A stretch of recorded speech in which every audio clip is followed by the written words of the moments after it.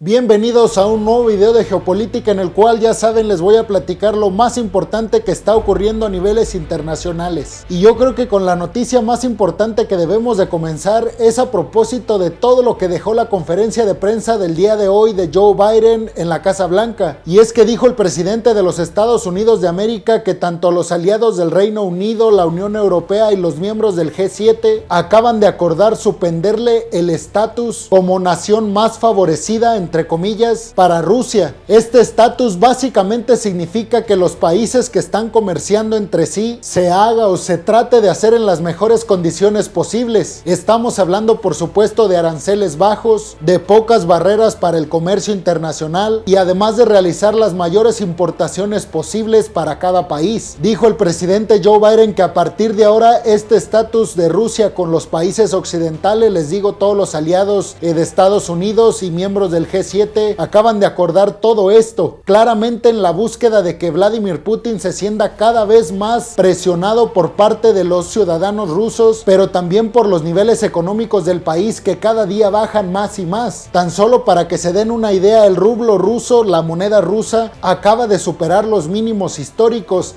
Y así es cada día. Sin embargo, hay que decir que esto que propuso el presidente Joe Biden, al menos en los Estados Unidos, se necesita la aprobación del Congreso sobre esta ley. Claramente se prevé que haya muchísima resistencia por parte de los republicanos, que es el partido que le compite a los demócratas y a Joe Biden, sobre todo en las elecciones que están próximas a realizarse este año para asignar los puestos del Senado, de la Cámara de Representantes y ver quién se queda con esto. Si los republicanos o los demócratas. Y claramente hay dos posturas en Estados Unidos. La primera es la que dice que están dispuestos a afrontar todas las consecuencias que está sufriendo el país a raíz de todas estas sanciones que ha tenido Estados Unidos con Rusia, y el otro grupo que dice que Estados Unidos no necesita meterse en este conflicto que es únicamente, supuestamente, entre comillas, entre Rusia y Ucrania. Claramente este grupo está diciendo esto porque están viendo las repercusiones a niveles económicos en Estados Unidos, en los que cada día supera el máximo histórico el precio de la gasolina y la inflación en Estados Unidos. Y se me olvidó mencionarles este punto importante. Aunque ya les dije sobre las elecciones que están próximas a realizarse, no les dije mi punto de vista sobre este tema, republicanos y demócratas. Y es que aunque el presidente Joe Biden, digamos que esté tomando buenas decisiones para el porvenir de la geopolítica en el mundo, claramente los republicanos no quieren que estas leyes, aunque favorezcan a Estados Unidos, se aprueben. No hay que ser genios para deducir por qué. Claramente, si todo funciona y va bien, la gente querrá votar por los que están ahora en el poder, que son los demócratas. Si las cosas van mal, la gente querrá un cambio. Eso significa más republicanos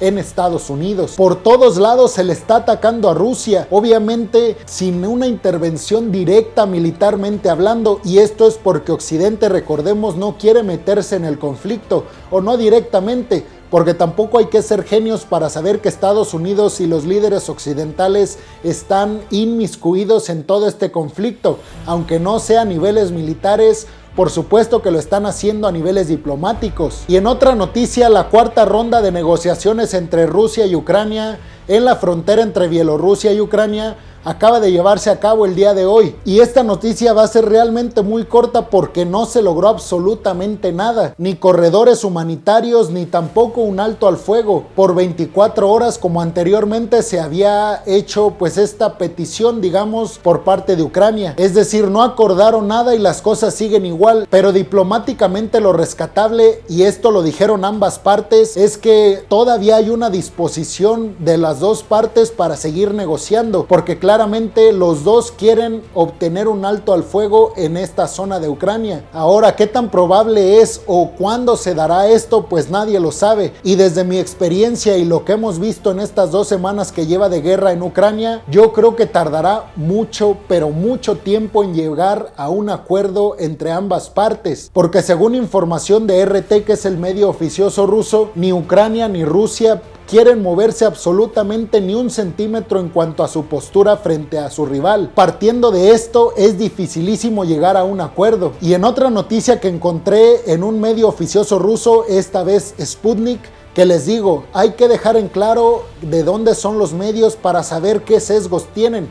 Claramente la CNN, BBC, Washington Post, New York Times tienen sesgos occidentales y eso todos lo sabemos, pero eso no significa que lo que digan sea totalmente mentira, ni tampoco totalmente verdad. Pero si nosotros consumimos las dos partes, tanto los occidentales como los medios del país en conflicto, en este caso Rusia o en algún caso China o Irán, podremos llegar a una mejor conclusión, eso sin duda. Pues en este portal Sputnik Mundo hicieron eco de las declaraciones de Sergei Lavrov, que es el secretario de Estado de Rusia, y es que en estas declaraciones que han causado mucha polémica, sobre todo en Occidente, Lavrov dijo que si hay un enfrentamiento o que si se llega a dar este enfrentamiento entre la OTAN y Rusia, aunque él habló específicamente de Estados Unidos y Rusia, pero bueno, ahí yo digo que la OTAN, como todo este bloque que comanda Estados Unidos y Rusia, dijo Lavrov que si se llega a dar este enfrentamiento, la única alternativa o la única opción para las dos partes, aunque él claramente hablando por la parte rusa, dijo que no hay otro camino que usar armas nucleares. Y es precisamente por esta razón por la cual los occidentales no quieren intervenir militarmente, al menos directamente, les digo, porque obviamente están pues inmiscuidos en el conflicto por cuestiones diplomáticas, con las sanciones, con el apoyo a Ucrania de armamento militar y todas estas cuestiones que sabemos están apoyando Occidente a Ucrania, pero es diferente a meterse como tal con tropas y con armamento lanzado por parte de estos países miembros de la OTAN que ayudar únicamente a Ucrania. Entonces les digo, por esta razón no quieren meterse, porque las dos partes, al menos los occidentales, saben que no habría camino para atrás en cuestiones de una guerra nuclear. Y aquí yo les podría preguntar, ¿ustedes quién creen que ganaría en un enfrentamiento directo entre Estados Unidos y Rusia? Teniendo en cuenta todos los factores, Estados Unidos con todas sus bases militares alrededor del mundo, siendo catalogado como el ejército o el mejor ejército a nivel mundial, teniendo de su lado a todos los occidentales, y del otro lado Rusia, sabemos todo el potencial militar que tiene, también con el apoyo,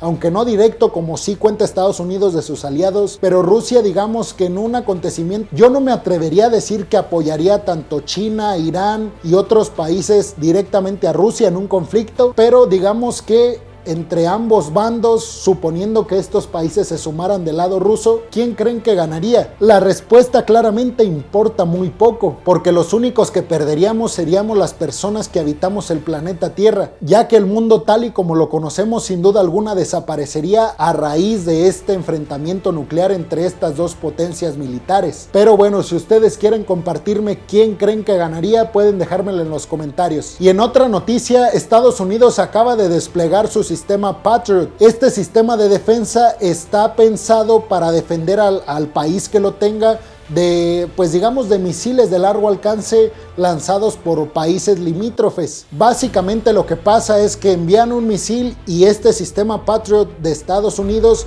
lo que hace es interceptarlo con otro misil. Es catalogado en el mundo como el sistema de defensa contra este tipo de armamento militar más efectivo en el mundo. Y es que mientras esto está sucediendo en Polonia, les digo, les repito, Estados Unidos puso este sistema Patriot cerca de la frontera entre Ucrania y Polonia. Ellos lo pusieron del lado polaco. Recordemos, Polonia es miembro de la OTAN, por eso Estados Unidos tiene las facultades de poner este sistema. Además, fue pedido por el dirigente de Polonia. Y esto está ocurriendo en el contexto de que hoy Rusia acaba de bombardear dos ciudades ucranianas que están cerca de la frontera con Polonia. Es decir, el enfrentamiento ya está pues casi tocando las fronteras de Polonia, de un miembro de la OTAN. Aquí tenemos que ser muy cuidadosos con la información que estamos dando, porque no llegó a tocar nada ni llegó a afectar en nada a Polonia este enfrentamiento, pero el miedo está ahí de que algún misil mal lanzado o de que algún tipo de, pues digamos, de de conflicto entre Rusia y Ucrania salte un poco a uno de los países miembros de la OTAN, y entonces ahí el enfrentamiento entre la OTAN y Rusia sería prácticamente inminente. Por supuesto que en este contexto Polonia tiene muchísimo miedo de ser el siguiente país atacado por Rusia, y es que recordemos que parte de Polonia fue anteriormente terreno de la URSS, cuando todavía no se llevaba a cabo la disolución de la Unión Soviética. Entonces tienes estos dos factores por los cuales Polonia está muy asustada. Tienes el factor de que tus terrenos pertenecieron a la URSS anteriormente, el mismo caso que Ucrania, y también tienes el factor de que pues están atacando a tu país limítrofe, a tu país vecino. Por lógica, se pensaría que el siguiente eres tú. Ya les había hablado sobre la noticia de que Kamala Harris había ido a hablar con su homólogo en Polonia, precisamente para calmarlos, y es que, dando como un resumen de la nota que ya di hace 2 días, es que fue Kamala Harris porque hubo un conflicto entre, pues digamos, un conflicto de intereses, porque Polonia le quería vender sus aviones militares, no vender, prestar o regalar, donar, digamos, o ayuda para que Ucrania peleara con Rusia. Pero los protocolos de la OTAN dicen que el único que puede dar este tipo de ayuda son los países, digamos, más fuertes, entre ellos Alemania, Estados Unidos, los líderes de la OTAN, pues. Entonces, el que estos aviones fueran entregados a Ucrania por parte de un miembro de la OTAN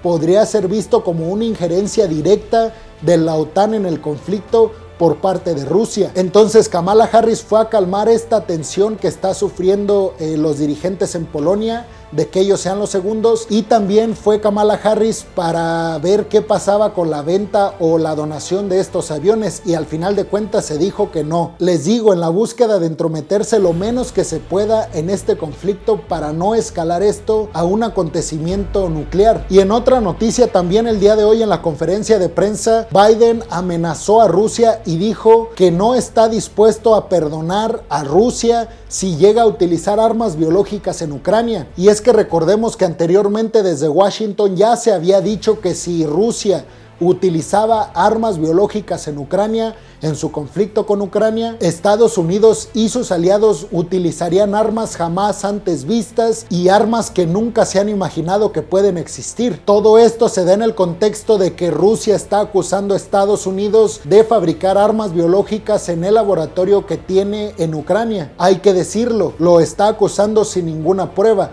Únicamente está atando cabos de, bueno, la inversión que está haciendo Estados Unidos en este laboratorio, por qué un laboratorio en Ucrania, y un montón de cuestiones que, digamos, llegan a deducciones de que Estados Unidos está fabricando armas biológicas para utilizarlas contra Rusia, pero hasta el momento no hay ninguna prueba que diga o corrobore esta postura. Y además la OMS acaba de decirle a Ucrania o recomendarle que evite o que destruya todos los patógenos altamente peligrosos que tiene estudiando en este laboratorio. Esto no refiriéndose claramente, y quiero ser muy específico para no causar polémica con esta noticia, la OMS se refiere a cualquier patógeno peligroso, no se refiere a ningún arma biológica que esté creando Ucrania o Estados Unidos en este laboratorio. Esto claramente porque el conflicto está en Ucrania, y si llega a ser atacado este laboratorio, pues puede acontecer algo peor de lo que vivimos con el COVID-19 y que seguimos viviendo con el COVID-19. Hay que decir que el presidente Vladimir Putin anteriormente había presentado armas supuestamente invencibles que van desde misiles intercontinentales, es decir, que Rusia podría atacar el continente americano, específicamente Estados Unidos y Canadá, armas de rayo láser y misiles hipersónicos. El Pentágono ante esto ya había dicho, cuando Vladimir Putin dijo esto de las armas invencibles, el Pentágono ya se había pronunciado al respecto y dijo que ellos conocen muy bien todos los movimientos militares que ha hecho y que ha venido haciendo Rusia a partir de la disolución de la Unión Soviética. Entonces, todos estos avances y dimes y diretes no le sorprenden al Pentágono en lo más mínimo. Además, el Pentágono dijo que Vladimir Putin no presentó las pruebas de que existan estas armas que mencionó Vladimir Putin. Pruebas como tal, tangibles, que se puedan verificar y que efectivamente pongan a Rusia como el país que tiene 4 o 5 armas invencibles, y pueden ser declaraciones por parte de Vladimir Putin pues para persuadir a llegar a un acuerdo entre ambas partes, entre Occidente y Rusia. Y en otra noticia muy importante a niveles geopolíticos, no exactamente por lo que pasó el día de hoy, sino por lo que va a pasar en los próximos años, y es que Gabriel Boric acaba de jurar como presidente de Chile. Sabemos todo lo que ha representado estas elecciones en Chile, y bueno, esta es la noticia básicamente, pero yo quería hacer un comentario para todas esas personas alarmistas que dicen que Chile se va a convertir en Venezuela, o para todos aquellos que están del otro lado que ven a Boric como una salvación y un completo cambio en Chile. Yo a esas personas, a las que están en los dos polos, tanto el crítico como el que está apoyando a Boric, les diría que no coman ansias. Es muy difícil a niveles geopolíticos que un país cambie de rumbo tan drásticamente. Claro que la política de Boric es diferente a la política que ha tenido Chile en los últimos años, eso hay que decirlo, pero algo así como radicalmente distinto no creo que pase, por lo menos en los próximos años. Además, Chile tiene un sistema político que evitaría una catástrofe como la que pasó en Venezuela. No es el mismo sistema político de que el presidente tenga la última decisión como sí lo es en Venezuela y en otros países autoritarios. Además, Boric, el cambio más sustancial que yo encuentro va relacionado con programas sociales para las personas que más los necesitan, va relacionado con la desigualdad en el país, y va relacionado también con la pobreza, o con erradicar la pobreza, mejor dicho. Estos 3 puntos, sea de derecha el candidato o de izquierda, para mí no suenan nada mal. Son problemas que enfrentamos hoy en día en todo el mundo. Yo no estoy a favor de Boric ni tampoco en contra. No me gusta casarme con una ideología política y mucho menos con un candidato político. Me gusta ser más tranquilo en esta cuestión y darle tiempo al tiempo. Entonces yo creo que ni muy bueno ni muy malo. Hay que dejar que las cosas transcurran y respetar la decisión de la mayoría, que al final de cuentas eso es lo más valioso que tenemos en sistemas democráticos. Aunque gane el candidato que no queremos que gane, lo mejor que podemos hacer es respetar esa decisión, porque así estamos respetando la democracia, y cuando queramos quitar a ese candidato será mucho más fácil que si tenemos un gobierno autócrata o autoritario. Entonces, bueno, mucha suerte para Chile y que vengan cosas mucho mejores de las que ya han venido en los años anteriores, con el milagro chileno y todo este boom que sufrió la economía chilena. Les digo, espero que les vaya mejor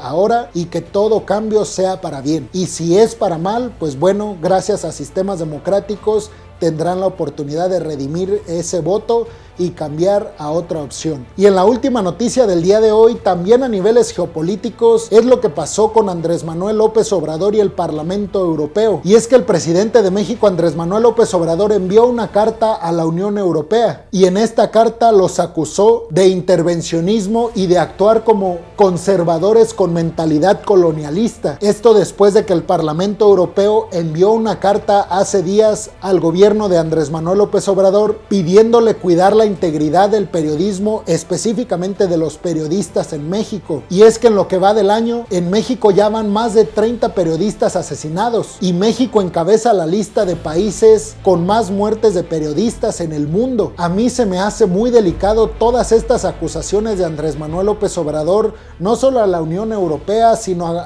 digamos, a organismos internacionales y a otros países. Y repito mi postura anterior, yo no estoy a favor de Andrés Manuel López Obrador, pero tampoco en contra. Yo estoy a favor de que le vaya bien a mi país. No me caso con ideologías políticas y mucho menos con candidatos ni partidos políticos. Hoy lo que se está haciendo y muy mal en México tiene que ver con la seguridad, ya que no solo periodistas, sino gente de todo tipo está muriendo día con día, por las razones que quieras, por narcotráfico, por intereses creados, por lo que tú quieras, pero las muertes no dejan de crecer, y eso a final de cuentas es culpa de quien encabeza el gobierno de México, en este caso Andrés Manuel López Obrador. Ya va la mitad de su mandato y sigue acusando administraciones pasadas. Claramente el cambio no se va a dar en 3 años, eso por supuesto que lo sabemos todos, pero queremos pistas de que estamos mejorando, porque hasta hoy, en los 3 años que lleva Andrés Manuel López Obrador, no se ve ningún cambio positivo. Y si tú tienes algún cambio positivo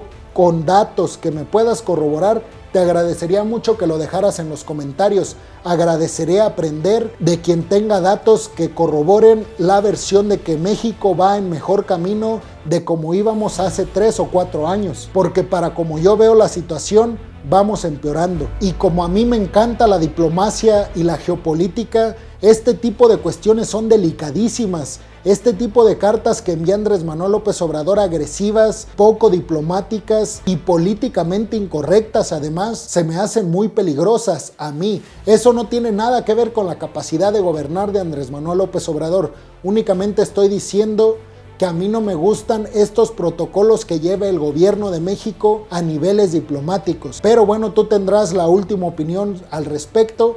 A mí me encantaría que pusieras tu comentario sobre pues lo que opinas de estas noticias, de la de Andrés Manuel López Obrador. Si eres mexicano o mexicana, por favor evita casarte con ideologías políticas y con partidos políticos y menos con candidatos, porque al final de cuentas todo eso está creado por ti. Todos los candidatos que están ahí lo están gracias a ti, son tus empleados. No tienes que admirar a absolutamente nadie. Ese es mi consejo. Pero bueno, aunque tengas una postura radicalmente opuesta a la mía, me gustaría escucharte. Finalmente es la única manera que tenemos para llegar a un mejor nivel de conocimiento.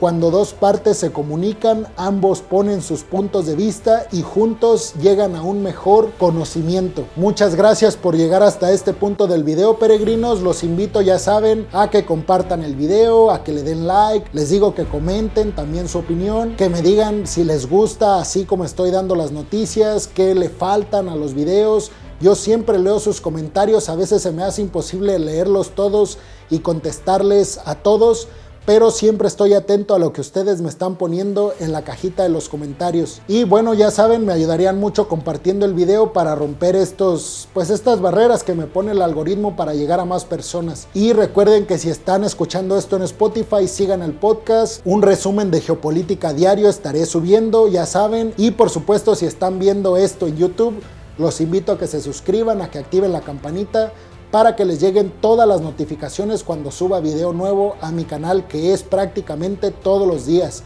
Muchas gracias, peregrinos, por estar aquí y llegar hasta ese punto del video. Nos vemos en el siguiente. Hasta luego.